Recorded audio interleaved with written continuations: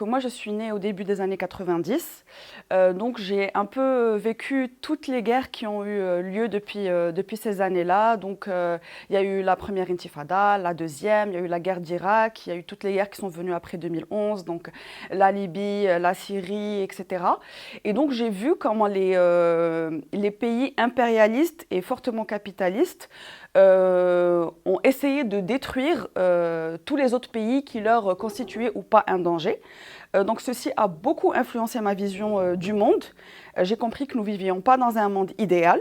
Donc nous étions dans un monde où il y avait beaucoup de dangers, qu'il fallait militer, qu'il fallait persévérer et qu'il fallait toujours défendre le côté, je dirais pas faible, mais le côté qui subit cette répression.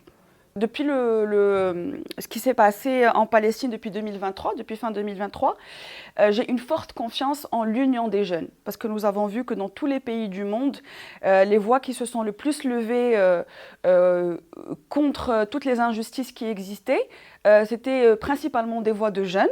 Des nouvelles générations qui se sont politisées à travers ces conflits-là et qui ont créé une union malgré les différentes origines, les différentes nationalités qui donne espoir.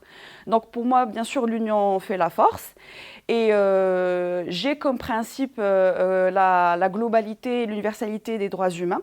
Donc pour moi, les droits humains sont... on ne peut pas en fait séparer les droits économiques, des droits sociaux, des droits pour la liberté, etc. Et donc tout ça ensemble, main dans la main, pourrait donner un avenir meilleur. Donc mon rêve, c'est vraiment de voir tous les humains égaux, main dans la main, peu importe d'où on vient, et avoir une réelle paix dans le monde avec une fin et une cessation de toutes ces guerres et de tous ces conflits qu'on voit aujourd'hui. Et ça ne viendra pas si la lutte ne continue pas.